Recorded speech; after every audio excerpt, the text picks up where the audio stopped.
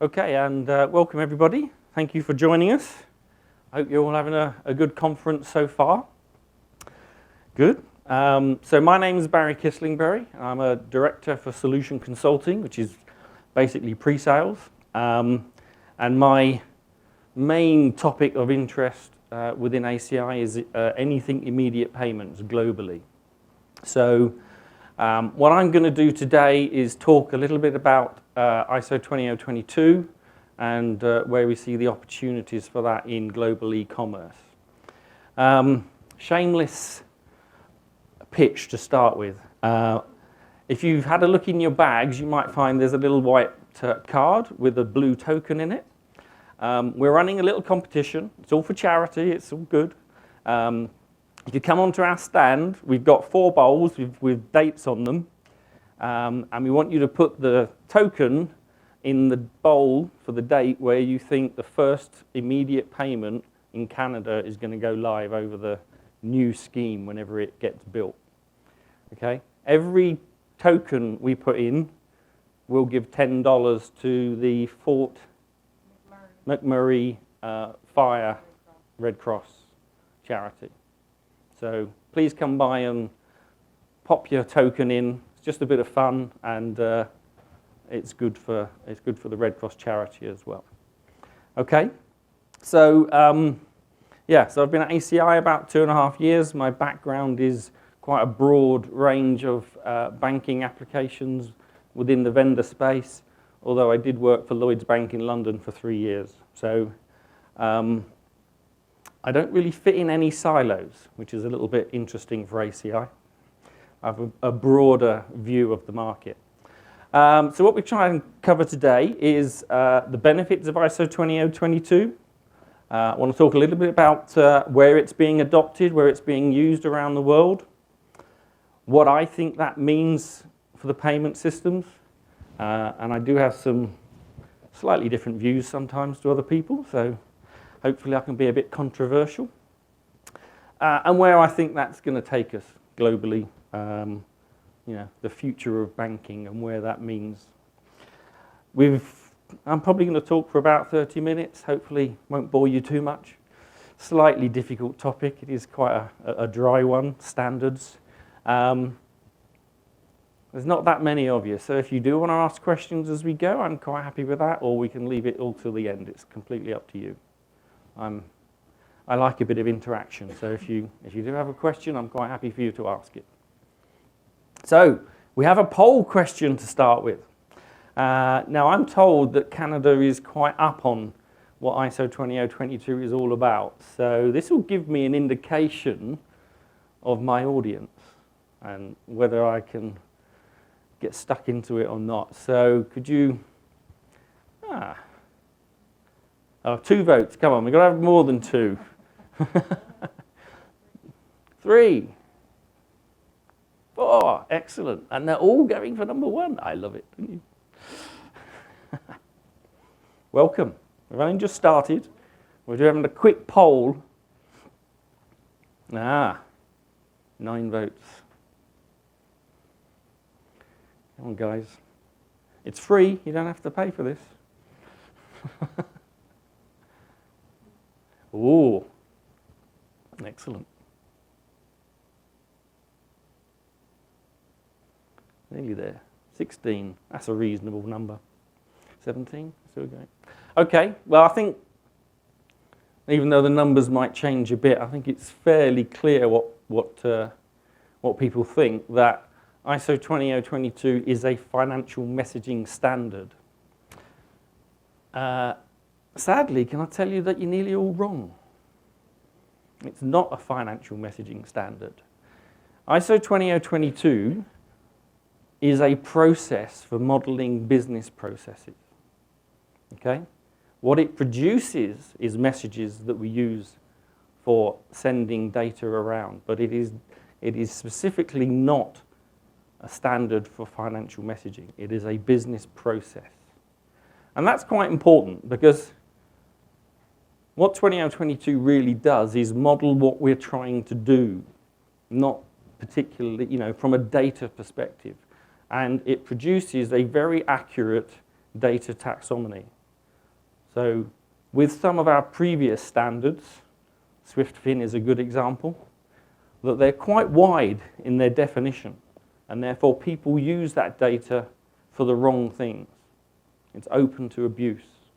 And that reduces our ability to do STP, to improve automation, and ultimately make things run smoother. And I'll talk a bit more about that later. So, yeah, it's two. It's a process for modeling standards. Interesting, the quality one. Yeah, that's ISO 9001, I think, and 9002. But never mind. Okay, if we can go back to the main deck again, please. So I've pinched a few slides. This one came from the ISO organization and was put together by IBM. So what is the value proposition of 20022? Well, it's a number of things, but certainly what we're trying to do with 20022 is look at the way that data and processes are integrated with each other. If we take a very simple view here, we've got 7 systems there.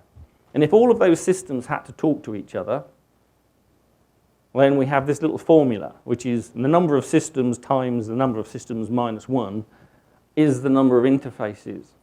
And we all know that within our banking environment, as we need to link systems up more and more, certainly as we're moving to the real-time world, we have to plug new real-time solutions together, moving away from batch. There will be more and more and more integration to be done. And point-to-point interfaces are expensive, hard to maintain. So part of the value proposition for ISO 20022 is to move to a model where we're using a standard set of data to allow us to map between the different message formats.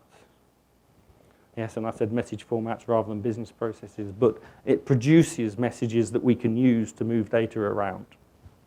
And in that instance, we've moved to an environment where we've got 14 interfaces, not 42. So you can immediately see there is a reduction in the amount of maintenance that we'd have to do to keep that system working. But it also does some other things. If you just look at that picture, that's starting to look like a hub. All right, we're starting to get our data in the same format, in the same standard. We can start doing things like better audit. We can start doing things like business intelligence across the different systems we've got. We can start actually making some money out of that data rather than it just be in multiple silos in different formats that we have to understand, and we can't do, you know, the same sort of monitoring and auditing that we want to do.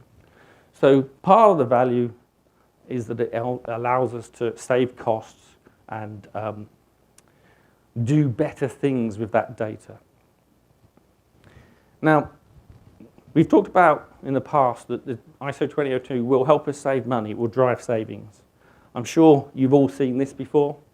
You know, it's a report from the CPA, but obviously Payments Canada as it is now, where they've looked into, you know, just your check business, and they reckon that you could take, you know, $4.5 billion out of the Canadian or into the Canadian economy if we just got rid of check processing by moving to electronics and ISO 20022. And that's, you know, that's not an inconsiderable amount of money, and that's one instrument. But how? Well, basically, it's a number of things. Again, removal of manual processes, better electronic payments. I talked earlier about the taxonomy is a far more accurate picture of what the data is that's within the message, but it's also a far richer standard. So there's a lot more data that goes into it. When we talk about 20022 and its capabilities, and certainly the processes that we've got, we're starting to stop talk about moving of the payments data, and we're talking about the movement of the transaction. And that's very important, because then we start sending transactional data with the payment. Things like purchase order numbers, things like invoice numbers, that corporates can then use to automate their systems better. And if corporates have that data, which means they can save money, they can improve their cash flows, they'll be prepared to pay for it, which means you can charge for it. So it's not purely about saving costs, it's about how you can then use that data to improve automation and start charging for new services that you bring together. But it's not just purely in the bank-to-bank space. There's a few obvious examples here. I mean, Swift have been using MX messages for new types of services that they've brought out for the last several years. And Swift clearly are one of the main proportions of or people who are pushing ISO 20022. But there are lots of others. The IPFA. So they've got standards that work for cross-border international payments, and that's being used by several countries, including the USA, which I always find surprising, that they've got part of the Fed uses the IPFA standards for cross-border payments. There's an organization called BIAN, which is really modeling everything that banks do, and they're modeling it using the ISO 20022 standard. And that has lots of vendors, lots of banks, lots of industry players, all working together to model the ultimate banking environment. Closer to my heart, I'd say things like ISO 20022 Real-Time Payments Group. Right, so I'm a member of that, ACI are a member of that, and that group is working, because the ISO standards for things like payments initiation, all that, they all exist. But they tend to have been used so far for batch type environments. A lot of them were built for SEPA in Europe. I'm sure many of you know the SEPA schemes in Europe. And they were designed for batch-based environments. But those same messages are also usable in a real-time environment. So the RTPG is specifically looking at how we can use the panes and the packs and the camps that are already in use in different areas in a real-time environment. But they are also, very importantly, looking at how we can use those messages and how new real-time schemes can be created that can interoperate. So this is, as much as anything, it's about how do we get different countries' domestic schemes to work together and start to build an infrastructure of real-time around the globe. So that's very important. I've got the payment systems regulator on here, and I'll talk a little bit more about them in a minute. But if those of you know the UK schemes, you'll know that we've got very old standards out there, just like lots of people. And a lot of those schemes, their standards, they're very happy with them, they don't want to change them. But the PSR is a relatively new body. It's been around a year, 18 months at the most. And they are very keen on getting rid of our old schemes. And I'll talk a bit more about that in a minute. And very much so pushing the UK towards 20022. But it's not just banking. Nexo is an interesting one by an organization called EPAS. And they're working on a couple of things. They have 20022 based standards for card schemes. And they're working on 20022 standards for POS devices. So this is really aimed at the retailer, so that they can also use 20022 for the payment initiation piece, which then will join the corporate piece for the corporate to bank piece, and then we've already got the bank to bank piece.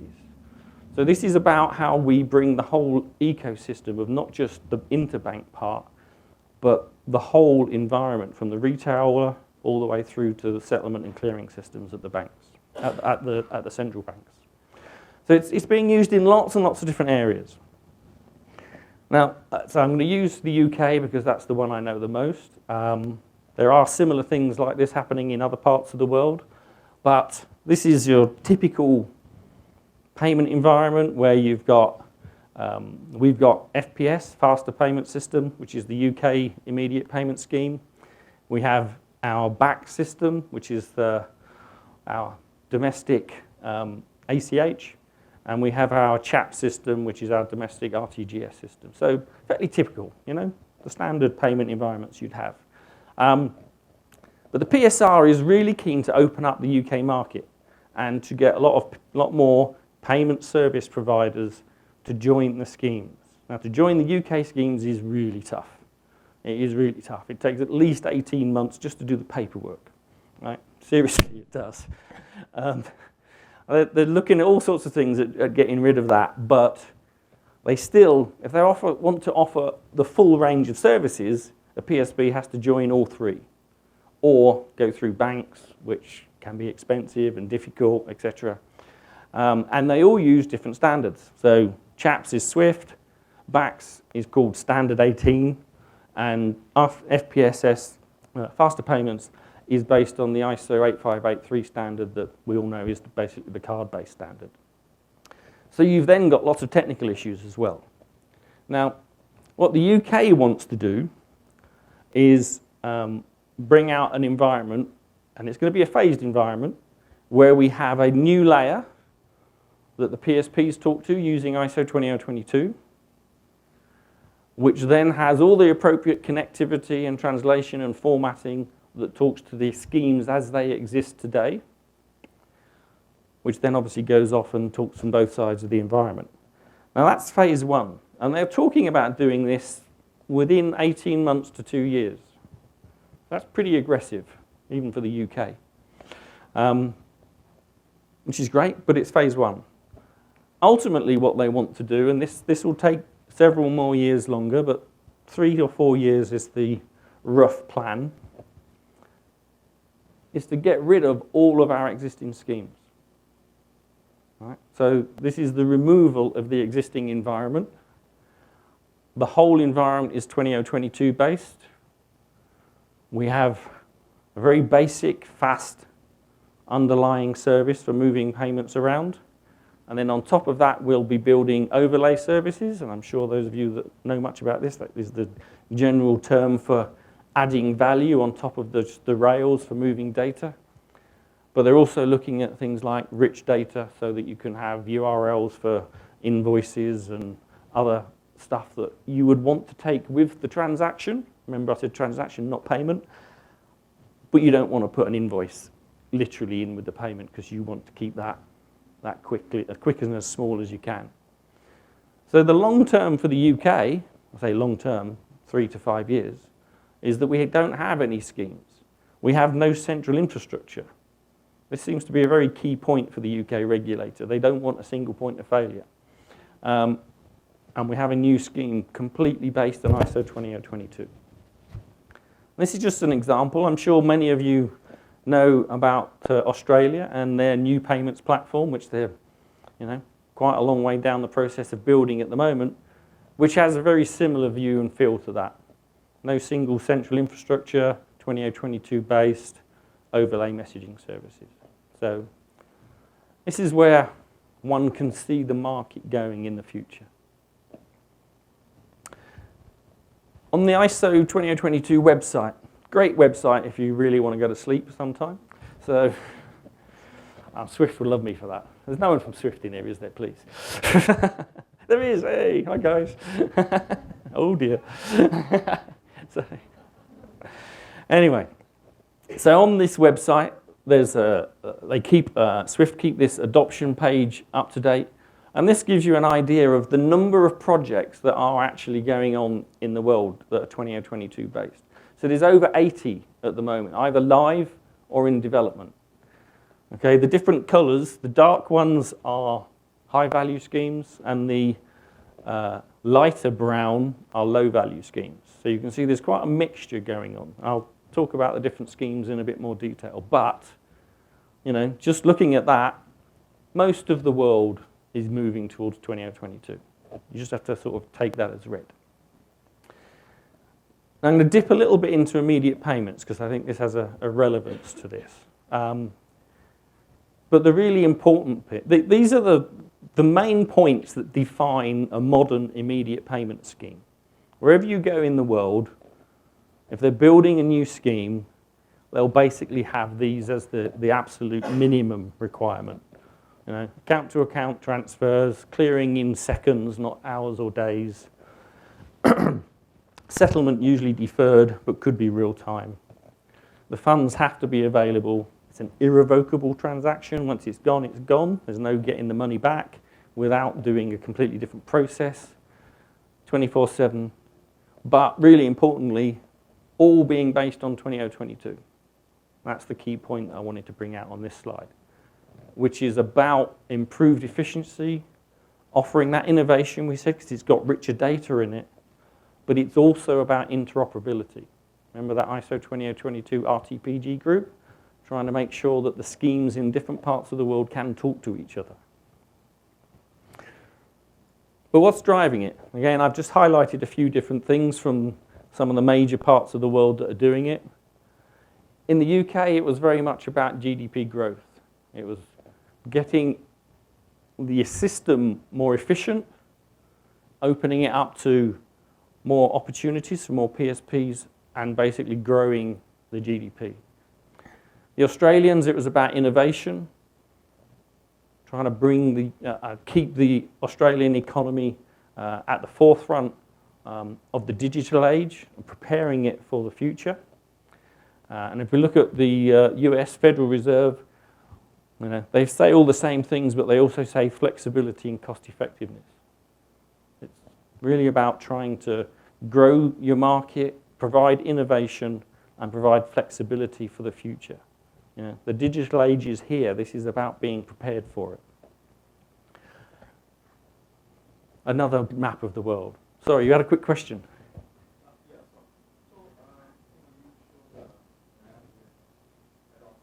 Yeah.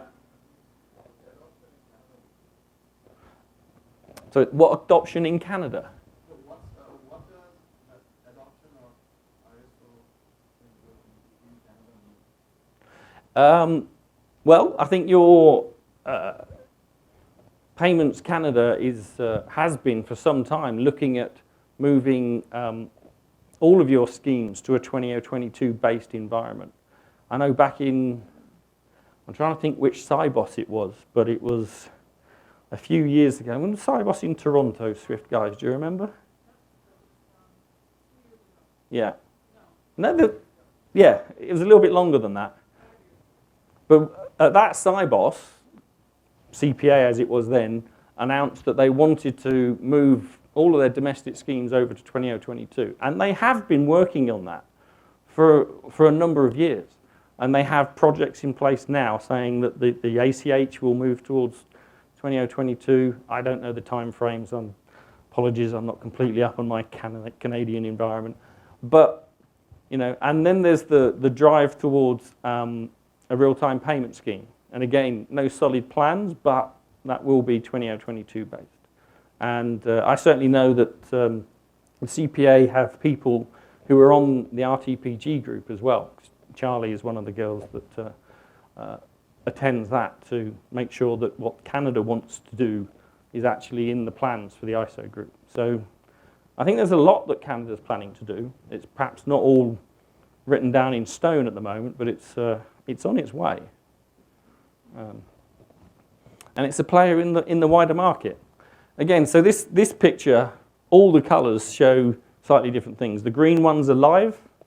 The greyish colour are countries that are in development, and the others, the purpley colour, are those that are in discussion or design. So again, if you just look at the countries that are involved there, Europe, all of North America, big parts of South America, Australia, Singapore, Tokyo, China, the big economies are already moving forward on immediate payments. And again, what does that really mean? And what's the opportunity for immediate payments? I like this little graphic. It's quite small, quite quick, easy to look at. Solid blue means yes, it's good. Solid white means no, not so good. Half and half, exactly that, it's half and half. If we have a quick look at some of these payment types, cards, ubiquitous. Yes, you can use cards, you can get payments done anywhere. Good funds verification. Yep, there's an authorization process. Once you've gone into a store and you've used your card and it's been authorized, the retailer knows he's getting his money. Even if there's a problem with your account or something else later, he knows he's going to get his money. It's been authorized. Funds are not particularly available quickly though. Could be the next day, could be a week later. So it depends on your relationship with your card manufacturer. Not cheap. Yeah, card schemes tend to be not that cheap, but very flexible. Lots of schemes, lots of things have been built on top of the card schemes, like Uber and all the rest of it. and it is there 24/7. Almost the opposite to that, ACH, yes, very ubiquitous, don't always know you're going to get your money, right? Not always fast. Some countries are doing a lot more clearing cycles these days. You look at America, they're going for same-day ACH, but still not instant. And there's a big difference in the value proposition between an instant payment and one that's going to come a couple of hours later. Again, you can't go into a shop and say, I'm paying by same-day ACH, can I walk out with my goods? No, you can't, because until the guy knows he's got his money, he's not letting you leave. If we jump down to immediate payments, yes, if it's done right, it will be ubiquitous, it will be cheap, it's fast, you have funds verification. So it's a nice mix, really, between cards and ACH, and ticks all the different boxes. Okay, that's how I look at it. It's a mix. It's like card ACH payments over card type rails. But I see it as a bit more than that. Immediate payments is a bit of a catalyst.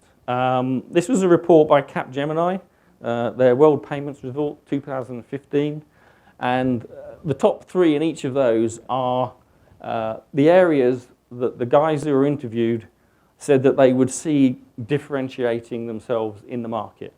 I don't know if you can all see those clearly enough, but for the banks, it was immediate corporate payments, mobile P2P type services, and quite surprisingly, I thought, cross-border payments being immediate. For non-bank financial institutions, it was again mobile person-to-person payments. It was paying insurance claims. I thought that was a good one. I knew of the use case, but I didn't think it would be quite that high. But then also up there is POS transactions, the ability to use real-time payments at the point of sale rather than cards or any other type of info. But it's a catalyst for me because when you have to implement a real-time scheme, you have to then look at a lot of your internal systems and you have to make sure they can work in a real-time environment. So that's like step 1. In the UK, we then had services like Ping It, which came from Barclays, which was the first P2P scheme in the UK. And that drove quite a lot of new business for Barclays. People moved their bank accounts to Barclays because they had Ping It, and no other bank were offering that service at the time. This was back in 2013. Since then, Payem and Zap. Payem's basically a bank-wide version of Ping It, and Zap is a retailer version which hasn't quite gone live yet.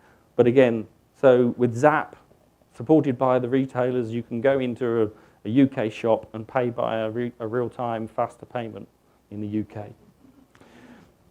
So we've seen new services come on top. But we also have lots of nasty regulations like PSD2 coming out of our favourite place, Europe, which, let's face it, we may not have to bother with in a few weeks' time. That could be interesting, couldn't it? But PSD2 is driving things like open APIs. So trusted third parties, other fintechs, allowed access to banking account data. And you can't do that if you haven't got information that's real time.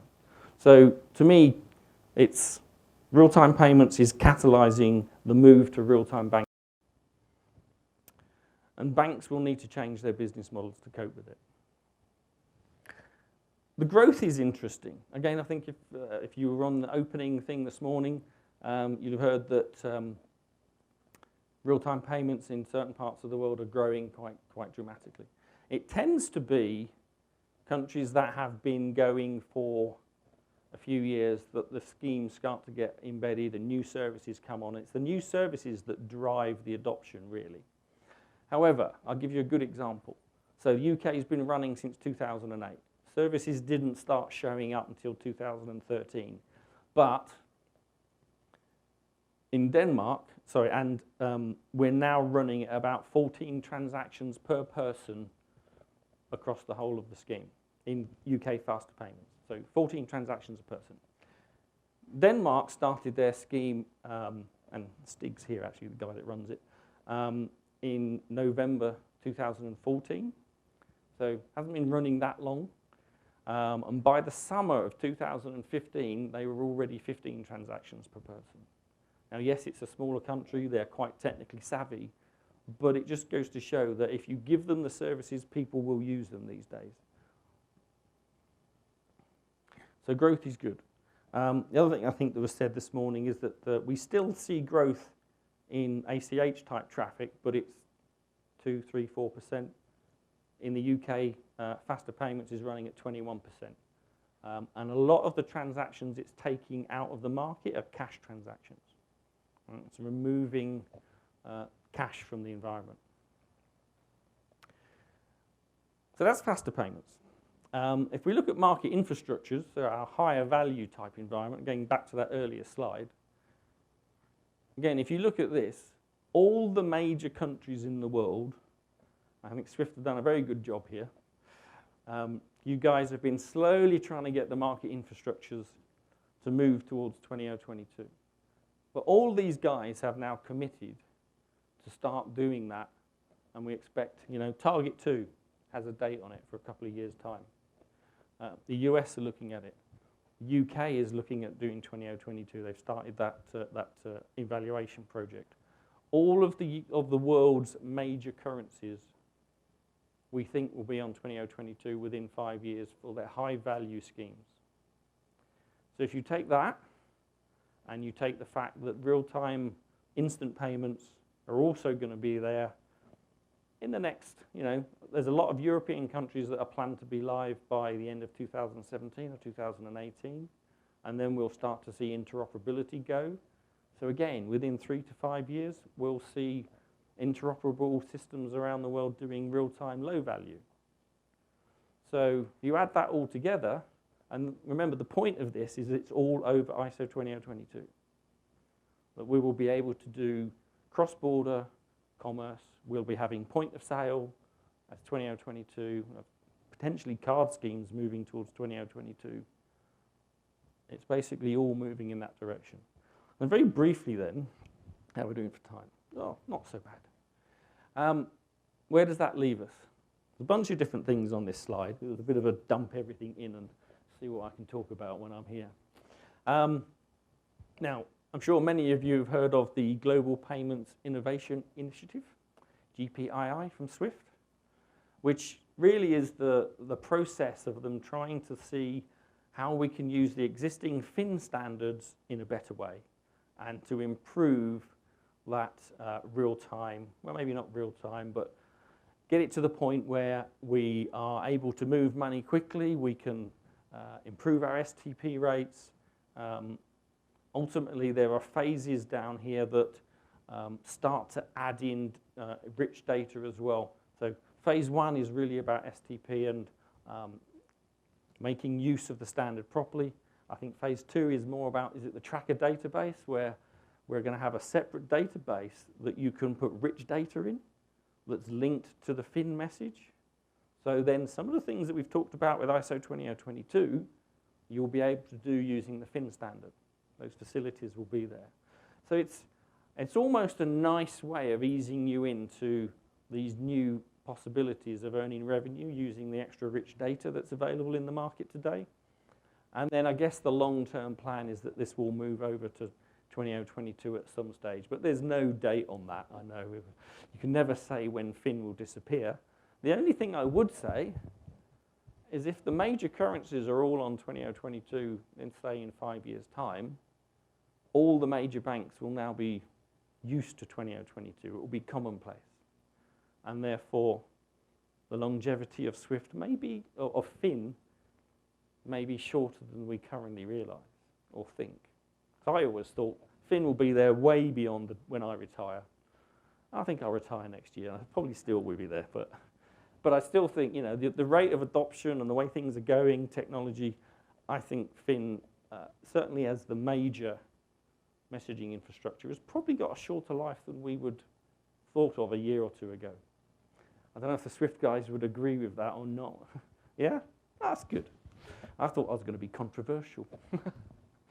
Okay. So let's look at other things. Again, if you just assume we've got interoperable low-value systems and high-value systems, working. What does that mean for things like global banking? You know, corporates will be able to make lowish value payments across the world. It doesn't always have to be low value. I mean, Australia has no limit. The UK is currently £250,000, planning to go to £1 million. So as these schemes mature, the limits tend to go up. So, you know, corporate banking may well change. You know, we don't have the issue, or we won't have the issue of needing a correspondent banking chain anymore. You'll be able to send a message from A to B. That doesn't mean you don't need a correspondent banking relationship, because if things do go wrong in the country that you send money to, be that, you know, Mongolia, where you don't have your own office, you still need your bank to step in and help you sort it out. So this isn't me saying correspondent banking is dead. I'm saying correspondent banking will change. It's a big difference. It's about how you've got to change your business model accordingly.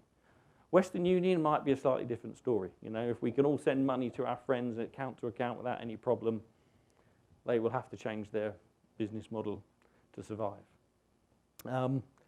What does it mean for credit cards? On that earlier slide, we said, you know, credit cards were great. They were very ubiquitous, very easy, but a bit expensive. And so again, if we can do that, then their model will need to change. Basically, all this slide is saying that what's going to happen with the availability of 2022 systems, the availability of real time, is not only will the banking model change, but the whole ethos of, you know, people using their smartphones, their systems. They won't be necessarily going out to make a payment. They'll just want to do something, and they expect the payment to happen seamlessly underneath.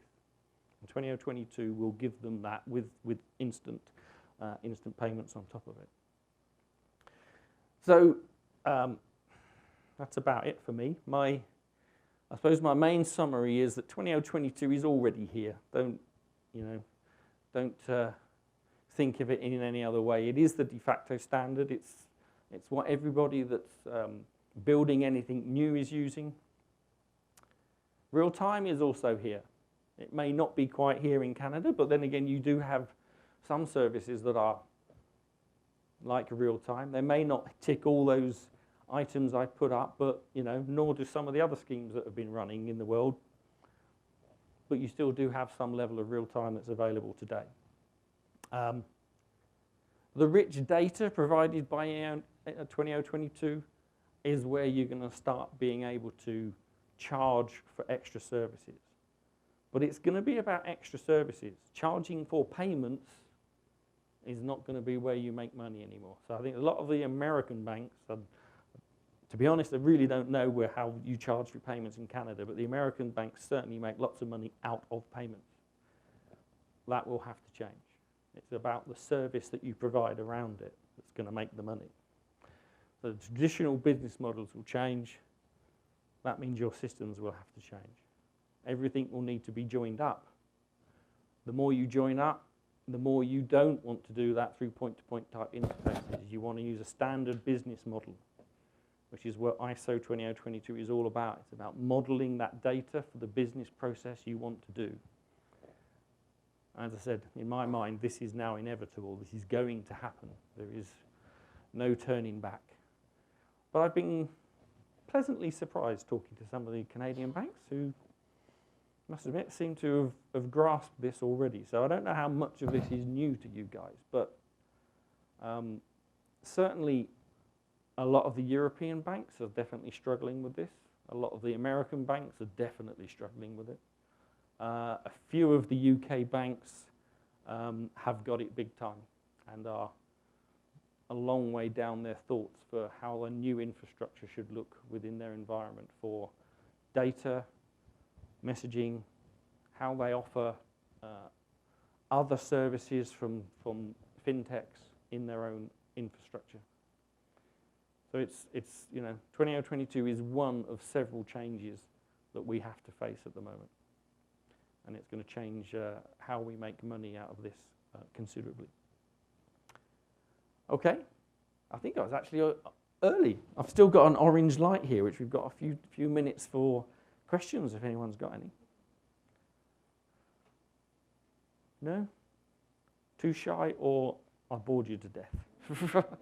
Oh, no, we've got a question. Thank you. Do you see any examples where traditional payment types are changing their processes to address fees? Credit card, for instance, they're really quick at getting They, credit. they grab the money quickly and then they give it to you a bit later. But the other side, Yeah. they can take a day or Yeah, sometimes a week. It was funny. technology can't be a problem. If, you think they could quickly adopt I and provide payments to the payment. I think you'll see.